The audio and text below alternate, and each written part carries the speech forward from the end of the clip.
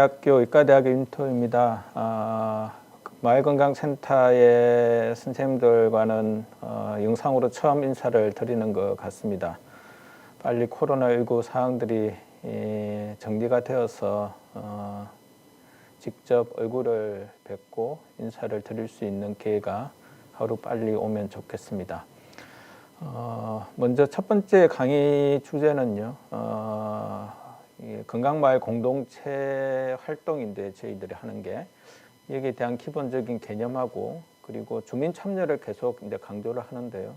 왜 주민 참여를 해야 되고 주민 참여가 어떤 의미들을 가지고 있는지 이러한 내용들을 중심으로 해서 먼저 말씀을 드리도록 하겠습니다. 우리가 주민 참여, 주민들은 마을에서 거주하고 있는 분들이기도 하지만 또 마을의 어떤 환경에서 직접적인 영향을 받기도 하지만 또 마을을 또 직접적으로 바꿀 수 있는 주체도 이제 주민들입니다. 그래서 주민들이 어떠한 생각을 가지고 있느냐라는 것이 상당히 이제 중요할 수밖에 없는데요. 그것과 관련되어서 먼저 주민들이 생각하는 건강을 먼저 이야기를 해보도록 하겠습니다. 우리가 보통 보건의료 서비스를 제공하시는 분들은 이런 일반적인 생각이 어떠냐면 주민들이 서비스를 잘 받으면 건강해질 수 있다라는 그런 이제 생각들을 많이 하세요. 그래서 가급적이면 주민들에게 더 많은 서비스를 제공을 한다라는 그런 인식이 강한데요.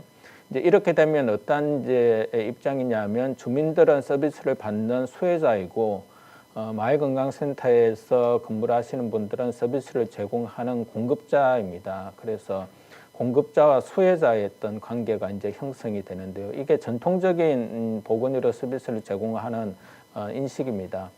그런데 서비스만 제대로 잘 제공을 받으면 사람들이 건강해질 수 있느냐라는 것을 한번 이제 생각해 볼 필요가 있습니다.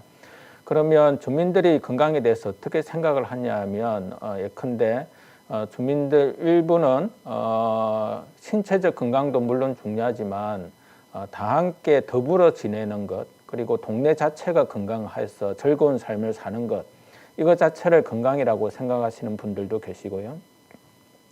그 다음에 또 한편으로는 환경이 좀 깨끗해졌으면 좋겠다. 그래서 내가 스트레스를 덜 받지 않으면 좋겠고 건강한 음식을 먹으면 좋겠다. 이거는 또 전통적인 이제 건강에 대한 부분이기도 합니다.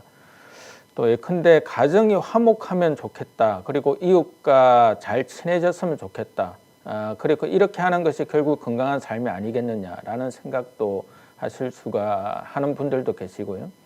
그리고 건강은 행복을 위한 최소한의 조건, 그리고 개인이나 외부 활동, 그 다음에 가족 관계 등 건강이 미약함으로써 힘들어질 수 있는데 이러한 건강은 최소한의 행복의 조건이다라고 생각하시는 그런 분들도 이제 계십니다.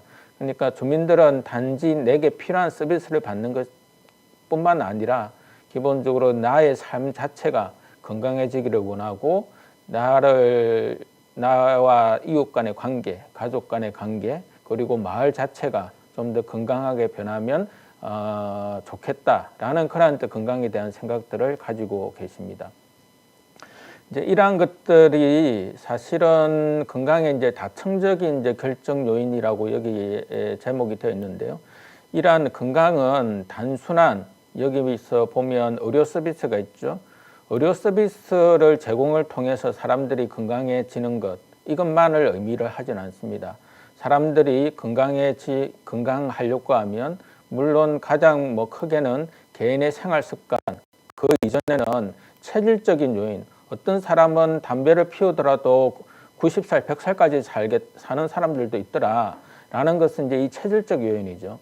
그리고 어떤 사람은 담배도 피우지도 않았는데 20살에 죽더라. 그런 것은 이제 체질적인 요인들도 물론 있습니다. 근데 이거 자체는 사람들이 태어날 때부터 가지고 있는 거니까 바꿀 수가 없는 거죠. 유전자를 바꾸기도 상당히 힘들고 그래서 이러한 체질적 요인이라는 것은 타고난 것이니까 우리가 어떤 노력을 한다고 해서 크게 변화할 수 있는 것은 아닙니다. 그런데 우리가 노력을 통해서 변화할 수 있는 것이 그 위에 있는 요소들인데요. 가장 첫 번째는 개인의 생활 습관 요인입니다. 담배를 피우더라도 100살까지 사는 사람도 있다라는 것은 개별적인 사례들이고요. 근데 담배를 피우는 사람은 보통 사람들보다는 담배를 피우지 않는 사람들보다는 10살 먼저 사망을 하는 그러한 경우들이 많습니다. 그것은 우리가 개별적으로는 다 다르지만은 그것이 집단적으로 봤을 때는 이 개인의 생활 습관, 담배를 피우지 않고 술을 안 마시거나 적게 마시고 그다음에 건강한 식품을 섭취를 하고 운동을 하고 이러한 것은 개인의 습관적인 요인이죠. 개인이 이러한 어떤 건강에 좋은 습관을 하게 되면 평균적으로 또 통계적으로 보면 상당히 오래 살게 되는 건강하게 오래 사는 그런 요소들이 있습니다. 문제는 이러한 어떤 개인의 생활 습관이라는 것이 그 개인만의 노력만으로 온전하게 되는 것이냐라고 보면 꼭 그렇지는 않다라는 것입니다. 물론 개인의 담배를 끊는데 개인의 의지도 상당히 중요합니다. 하지만은 담배를 끊는 데 있어서도 그 사람이 어디에서 근무를 하느냐, 어떠한 마을에서 살고 있느냐라는 것도 매우 중요하게 그 개인이 결심을 하는 데 영향을 미치게 됩니다. 어떠한 지역에서 살고 있는 사람들은 담배를 쉽게 끊을 수 있는 반면에 어떠한 지역에 살고 있는 마을에 살고 있는 사람은 담배를 끊어도 다시 또 담배를 피우고 이런 것을 반복하는 그러한 어떤 마을의 어떤 환경들도 있을 수가 있습니다. 그래서 그러한 것들에 대한 고려가 같이 이루어져야 된다는 거죠. 단순히 담배를 끊으십시오. 건강에 좋습니다라고 이야기를 하는 것보다는 그 사람이 왜 담배를 계속해서 끊지를 못하는지, 왜 담배를 피웠다가 다시 또 끊었다가 다시 또 피우고 이런 것을 반복하게 되는지, 그러한 어떤 그 개인이 왜 그러한 행동을 하게 되는지에 대한 좀 더 근원적인 요인 파악이 필요하다. 그래서 그 위에 어떤 상위의 개념들을 보니까 그 어떤 사회나 지역의 공동체의 어떤 연결 정도, 네트워크, 긴밀함, 관계들 이런 것들이 상당히 영향을 미치더라라는 겁니다. 또한 그 사람들이 어떠한 어떤 근로 조건에 있는지, 어떠한 교육을 받는지, 그 다음에 실업 상태에 있는 건지, 아니면 주거 상태가 어떻는지 이러한 것들에 의해서도 상당히 큰 영향을 받더라라는 것입니다. 그런데 기존의 건강 서비스를 제공하는 것은 이 개인의 생활 습관 요인을 어떻게든지 개선을 하겠다라는 겁니다. 어떤 방식으로 서비스를 계속 제공을 함으로써.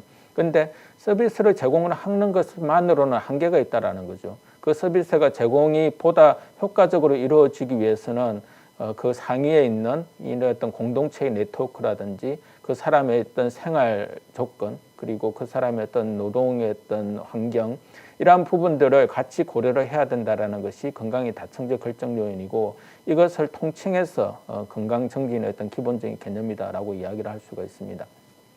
그래서 말씀드린 바와 같이 건강 정진은 보건의료 서비스하고 같은 개념이 아닙니다.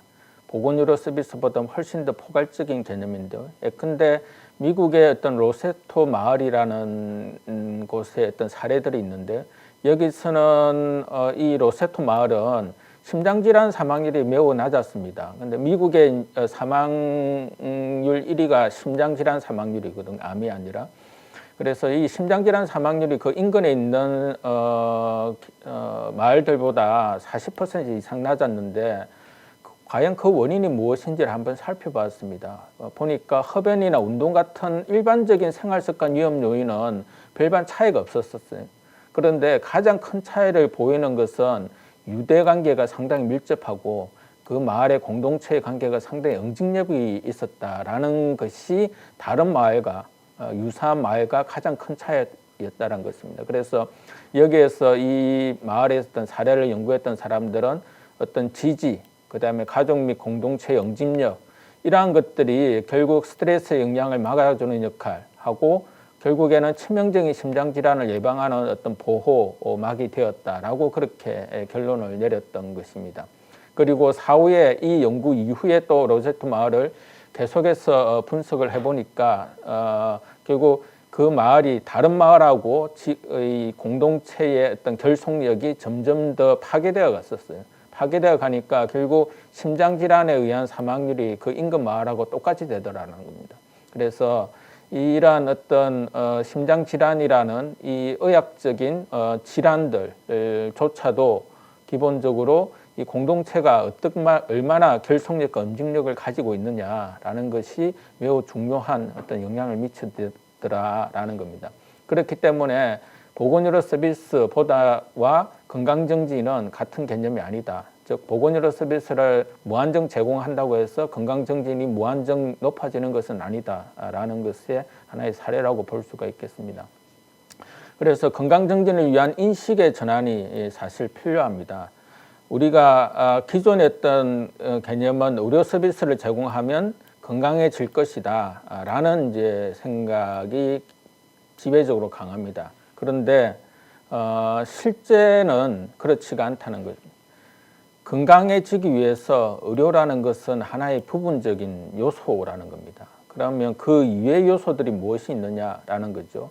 예컨대 복지 서비스, 교육, 주거, 문화, 환경, 소득, 그 다음에 상호 간에 어떤 이웃 간의 어떤 신뢰성, 그 다음에 그 마을 공동체의 지지도, 이러한 것들이 의료 서비스 외적으로도 매우 중요하게 건강에 영향을 미친다라는 겁니다.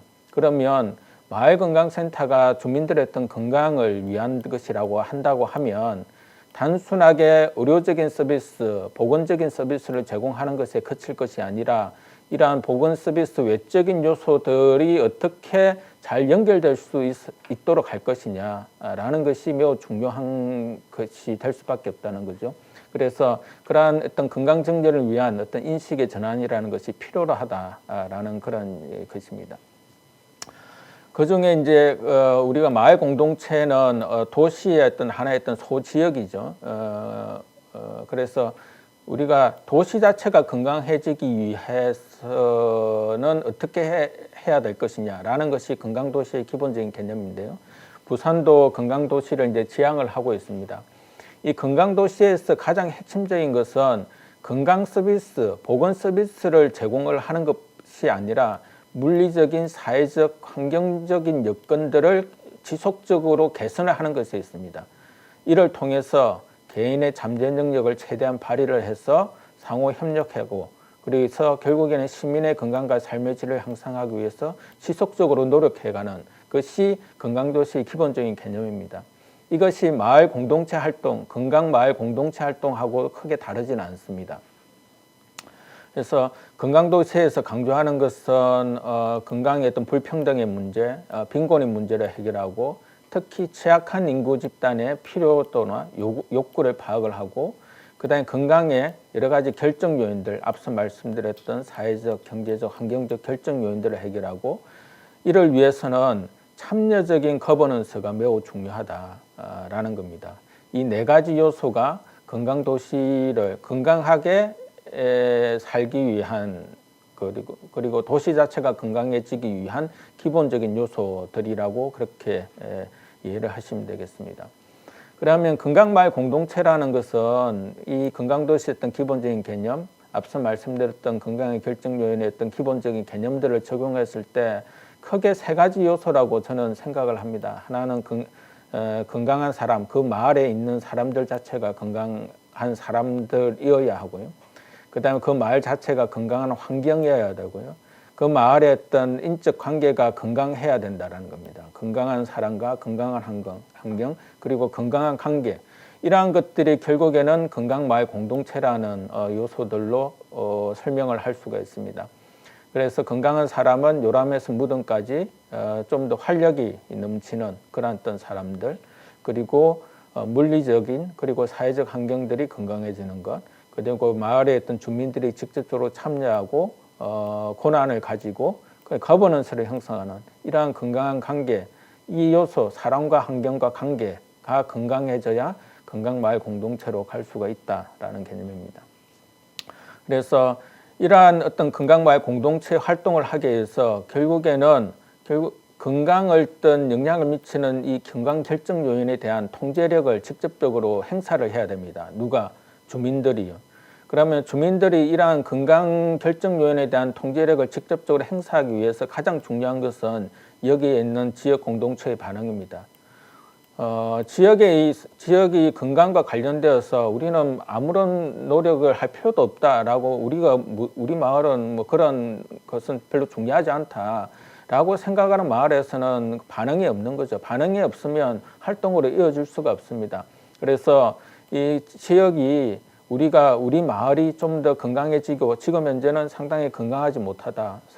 마을에 있는 주민들도 건강하지 못하고, 마을의 어떤 환경도 건강하지 못하고, 마을의 관계도 건강하지 못하다. 그래서 우리 마을은 좀 더 건강해져야 되겠다라는 이 반응을 이끌어내는 것이 무엇보다 중요합니다. 그래서 이러한 반응들을 이끌어내기 위해서 노력을 하는 것이 마을건강센터의 주된 것입니다. 그래서 그걸 하기 위해서 활동을 하는 거고요. 그 다음에 이를 통해서 지역 공동체가 같이 이 지지적인 주체가 이제 되는 그런 경우죠. 이걸 통해서 지역 공동체의 어떤 행동이 바뀌고, 이를 통해서 지역 공동체가 건강해지고 거기에 살고 있는 사람들의 삶의 질이 높아지는 이러한 과정들을 우리가 건강마을 공동체 활동이라고 그렇게 이야기를 할 수가 있겠습니다. 예컨대 물리적 환경을 개선하고 사회적 환경을 개선하는 그러한 예를 한번 살펴보겠습니다. 근데 우리는 보통 혈압을 낮추고 비만을 줄이고 혈중의 어떤 지방을 낮추고 스트레스를 줄이고 이러한 상담을 합니다. 그죠? 상담을 하고 검사를 하죠. 이걸 통해서 목표로 하는 것은 심혈관 질환을 예방을 하는 겁니다. 뭐 심장 질환, 뇌졸중을 예방을 하는 거죠. 그런데 이것이 주로 하는 전통적인 보건의료 서비스를 제공하는 것입니다. 그런데 혈압을 낮추고 체질량 지수를 낮추고 비만을 줄이고 혈중의 지질을 낮추고 스트레스를 줄이기 위해서 상담만으로는 부족합니다.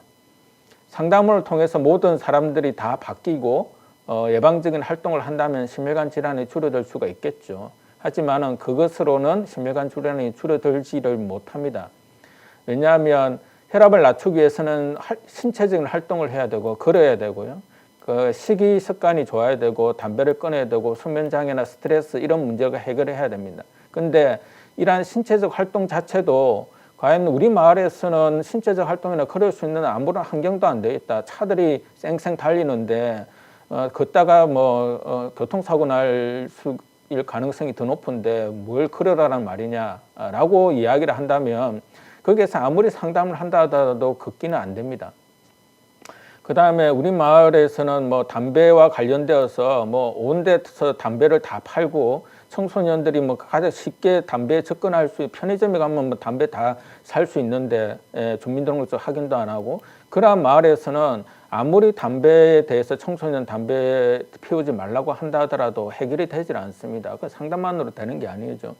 그 마을에서 담배에 대해 청소년들에 대해서 담배를 팔지 않도록 하는 강력한 유인이 있어야 되는 겁니다. 팔지 않도록 해야 되는 조치들이 같이 있어야 되는 거죠. 그리고 소음과 관련되어서 소음이 심해서 잠을 못 자는데 그 소음 문제를 해결하지 않는데 잘 주무세요라고 상담을 아무리 한다 하더라도 해결이 되지 않는다는 거죠. 그래서 이러한 상담을 하는 것도 실제적으로 그 효과를 보려고 하면 그 상담은 결국 사람들의 행동을 바꾸는 거고, 사람들의 행동은 환경적 요인에 의해서 상당히 크게 영향을 받습니다. 그래서 이러한 물리적 환경과 사회적 환경들을 같이 마을에서 개선을 하지 않는 한은 이러한 상담을 통해서 건강의 결과를 개선하는 것은 상당히 제한적이다라는 것이 일반적인 견해이고, 또한 그러한 연구들이 대부분이다라는 말씀을 드리는 겁니다. 그래서 상담과 마을의 어떤 환경들을 같이 개선하는 노력들이 이루어질 필요가 있겠다라는 겁니다. 그래서 건강마을 공동체 활동의 특징이라는 것은 건강을 주제로 마을이 반응을 보여야 된다는 거죠. 우리 마을이 건강이 안 좋기 때문에 뭔가 개선을 해야 되겠다라는 그러한 것이 일단 있어야 된다는 거죠. 그래서 마을이 건강을 주제로 하는 활동들을 해야 되겠다라는 것이고요. 그것이 단순한 서비스의 제공이나 상담의 제공이 아니라 주민들에 의해서 직접적으로 하는 이 사업들이 되어야 되고, 그리고 보건만으로는 부족하다는 거죠. 그래서 최소한 복지, 그다음에 주거 이런 쪽과 같이 협력을 하는 사업이어야 한다라는 것입니다. 그래서 지역의 다양한 자원들, 그런데 청소년 검연을 하기 위해서는 교육과 학교와 긴밀하게 협력을 해야 되고 지역의 상인들과도 협력을 해야 되겠죠. 그래서 지역의 다양한 자원들이 협력하는 이러한 이제 사업들을 하는 것이 건강마을 공동체 활동의 특징이다라고 보면 되겠습니다. 그리고 그렇게 하기 위해서는 이 주민 참여가 필수적인 거죠. 마을건강센터에 있는 간호사 선생님과 주민활동가 선생님 두 사람이 할 수 있는 게 얼마나 되겠습니까? 마을을 바꾸기에는 그 인력은 역부족이라는 거죠. 그 따라서 결국에는 두 사람 마을건강센터에서 일을 하시는 분들의 가장 큰 역할은 주민 참여를 어떻게든지 이끌어내느냐라는 것이 가장 핵심이다라고 할 수가 있겠습니다. 그것을 위해서 상담 서비스도 제공하고 마을 활동가들이 마을을 뛰어다니는 것이죠. 그래서 주민 참여와 관련되어서는 주민들과 관련된 이슈, 즉 마을의 어떤 건강에 있던 중요한 문제다라는 것을 정의를 해야 되고요. 그 주민들의 어떤 삶에 영향을 미치는 요인들에 대해서 의사결정을 해야 되고요. 정책을 만들고 실행을 하고 서비스를 직접적으로 만들어 보기도 하고 전달을 해보기도 하고 그리고 이를 통해서 변화를 달성하기 위한 활동들을 하는 이 과정들에 주민들이 능동적이고 실질적으로 관여를 하는 겁니다. 그런데 이것이 한 번에 다 이루어질 수가 없죠. 예. 결국에는 주민 참여에는 몇 가지 단계들이 있습니다. 첫 번째는 알리는 겁니다. 주민들이 알아야 되는 거죠. 주민들에게 사업을 이해하도록 설명을 하는 겁니다. 이걸 위해서 홍보 자료도 만들고 팜플렛도 만들고 그다음에 가가오 방문을 하기도 하고 알리는 거죠. 왜냐하면 모르는 상황에서는 주민들이 참여할 수가 없는 거죠. 그래서 우리 마을의 어떤 건강의 문제들 또 건강이 상당히 열악한 환경이다라는 것을 계속해서 알리는 것이 중요합니다. 알리면 그중에서 모든 그 알림의 대상이 되는 주민들이 전부 다 의견을 보내는 것은 아니죠. 그중에 일부만, 극히 일부만 의견을 보냅니다. 하지만 그 극히 일부의 의견도 초기에는 매우 중요합니다. 그래서 주민들의 의견과 피드백을 청취를 하는 거죠. 의견들을 수렴하는 그걸 통해서 주민들의 설명회를 하기도 하고요. 그 다음에 주민들과 소규모로 토론을 하기도 하고 여러 가지 이제 다양한 방법들이 있을 수가 있습니다. 그리고 이러한 의견 수렴 과정들을 통해서 관심을 보이는 주민들이 형성이 됩니다. 그러면 그 사람들이 관여를 하게 되는 거죠. 마을건강센터 사업들에 관여를 합니다. 예컨대 마을건강센터에서 하는 예컨대 팜플렛을 나눠주는 활동이라 하더라도 예전에는 간호사나 마을 활동가 두 사람만 같이 팜플렛을 나눠줬는데 이제는 이 의견 수렴을 통해서 관심 있는 주민들이 참여를 하게 되면요. 팜플렛을 나눠주는 사람이 두 사람이 아니라 세 사람이 되고 네 사람이 되고 다섯 사람이 되는 거죠. 왜냐하면 나도 한번 해보겠다라고 이야기를 하니까요. 그러면 주민들이 사업을 같이 수행하는 단계로 이제 가는 겁니다. 그리고 이러한 것들이 주민들이 참여할 수 있는 공간들, 여지들을 계속해서 많이 만들게 되면 관여를 할 수 있는 주민들의 어떤 숫자가 계속해서 늘어나겠죠. 모임도 늘어나고 그것이 점점 늘어나는 것이 중요하다는 겁니다. 그리고 그러한 주민들이 일정한 숫자가 되게 되면 계획을 수립하고요. 사업의 모든 결정 과정에서 주민들과 같이 하는 주민들과의 어떤 협력적인 관계가 형성됩니다. 마을 건강센터와 주민 모임 또는 주민 개개인 간의 협력적인 관계가 형성이 되죠. 관여는 마을 건강센터가 모든 것을 다 만들어 놓고 주민들이 그냥 수동적으로 그냥 도와주는 겁니다. 협력은 수동적으로 도와주는 단계를 벗어나서 주민들이 우리도 이런 것을 같이 하자라고 이야기를 하는 겁니다. 어느 정도 관계가 동등한 관계가 되는 거죠. 그것이 좀 더 발전을 하게 되면 자치의 형태가 됩니다. 주민들이 계획을 수립하고 우리가 이런 활동들을 하려고 하는데 마을건강센터는 이러한 부분에 대해서 노력을 해달라.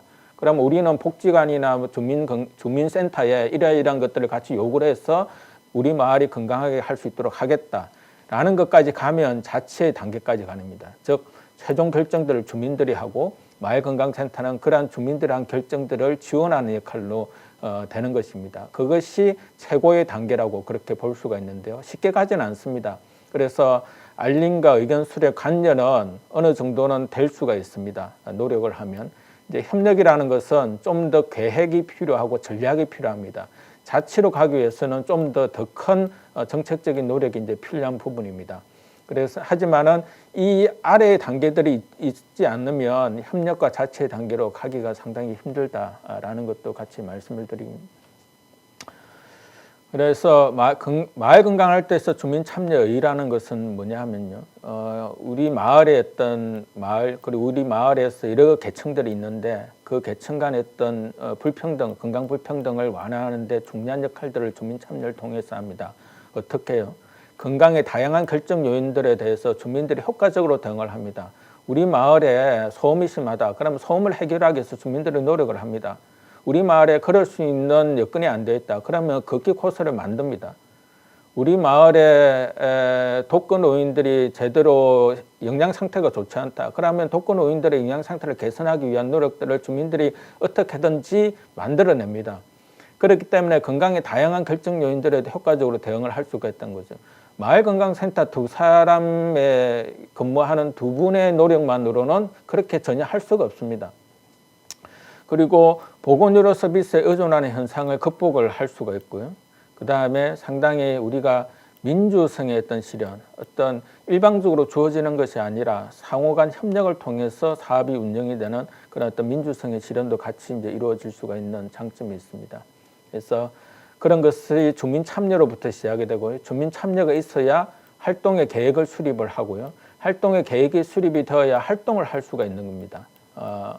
아주 극히 부분적인 활동이 아니라 상당히 다양한 활동, 이러한 활동들을 통해서 마을의 건강과 삶의 질이 개선이 된다라는 것입니다. 그리고 이걸 통해서 협의체 등의 이야기를 많이 하는데요. 그걸 뭐 어렵게 말하면 거버넌스라고 합니다.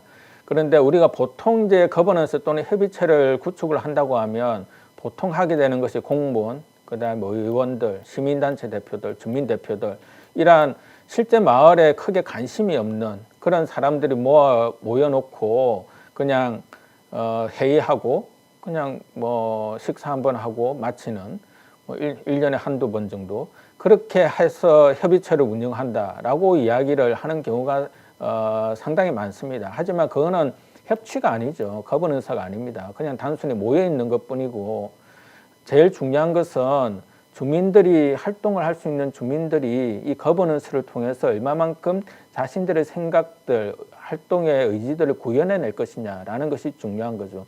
그렇게 하려고 하면 무엇보다도 이 거버넌스의 핵심은 주민들이라는 겁니다. 실제적으로 건강에 관심이 있고 마을건강센터에 관심이 있고 마을건강센터가 잘 좋아지기를 원하고 우리 마을의 건강 수준이 좋아지기를 원하는 그러한 주민들이 이러한 거버넌스의 핵심 인원으로 참여를 해야 된다는 거죠. 그것이 참여적 거버넌스입니다. 단순히 형식적으로 구색을 맞추는 거버넌스는 크게 도움이 되지 않는다라는 것이 일반적인 이야기들입니다. 그래서 주민 참여적인 거버넌스가 무엇보다도 중요하다라는 겁니다. 그걸 하기 위해서는 주민들이 경험이 쌓여야 됩니다. 아무것도 모르는 주민들이 그냥 참여한다고 해서 해가 되는 게 아니거든요. 협의체가 운영이 되질 않습니다.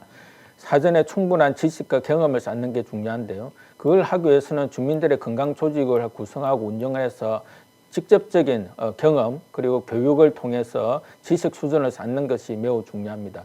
그걸 통해서 협의체를 운영을 하고요. 그런데 협의체에서 논의된 것을 다시 주민 활동들 그리고 여러 가지 어떤 실무적인 네트워크 이러한 구성들을 통해서 하는 이러한 일련의 과정들을 지역 건강 거버넌스에서 구축을 하는 것이 중요합니다. 또한 지속적으로 역량을 강화하기 위한 교육 훈련도 매우 중요한 요소입니다. 왜냐하면 이 주민 건강 조직에 지역 참여하는 주민들이 항상 동등한 수준으로 유지가 될 것이다 라고 생각하시는 것은 건물입니다. 항상 기복이 있기 마련이고요. 그 기복을 최소화하기 위해서는 이러한 역량 강화 교육 훈련이 무엇보다도 중요합니다. 예컨대 마을건강센터가 생기기 전에 건강반송 사업은요, 연구자들이 주로 중심이 되는데 마을에 별다른 거점이 없었습니다. 그럼에도 불구하고 보건소나 복지관, 주민, 유관기관 단체들이 서로 협력을 하는 그런 네트워크 방식을 통해서 하기도 했습니다. 또한 우암동 같은 경우는 주민운영위원회를 실제 마을 주민 활동을 하시는 건강 소모임 활동을 하시는 분들이 같이 참여해서 운영위원회를 만들어서 하는 그런 거버넌스를 했던 경험들도 있습니다. 그래서 우리가 지역건강협의체를 통해서 좀 더 다양한 활동들, 우리가 건강생활지원센터라고 있는데 이것이 마을건강센터하고 거의 유사한 기능을 하는 곳입니다. 마을건강센터라고 생각을 하시면 됩니다. 이 마을건강센터가 제대로 된 활동을 하기 위해서는 이 협의체가 구성이 되는 것이 무엇보다도 중요하고요. 이 협의체는 실제적으로 주민들의 어떤 건강조직들, 지역에서 활동을 하는 주민들이 같이 주도적으로 최소한 과반 이상이 되는 그러한 참여를 하는 것이 중요합니다. 그렇게 되어야 될 때 지역에서 정말 주민들이 필요로 하는 그런 사업들이 이루어질 수가 있다라는 그런 개념들로 이해를 하시면 될 것 같습니다. 따라서 이번 강의에서는 우리가 건강이라는 것이 단순하게 서비스를 제공하는 수준에 그치는 것이 아니라 그 마을에 건강에 영향을 미치는 여러 가지 결정 요소들이 있는데 그 결정 요소들을 바꾸는 것이 중요하고 그 결정 요소를 바꾸기 위해서는 마을건강센터에 있는 두 사람의 활동만으로는 할 수가 없다라는 거죠. 결국 주민들이 같이 참여를 해야 되고 주민들에 의해서 운영이 되는 방식으로 가지 않으면 마을의 환경들을 결정 요소들은 해결이 되지가 않는다라는 겁니다. 그래서 주민 참여가 매우 중요하고 이를 통한 어떤 거버넌스, 협의체를 구성하는 것이 마을건강센터에서 갖춰야 될 가장 기본적인 요소다라는 것을 먼저 말씀을 드리겠습니다.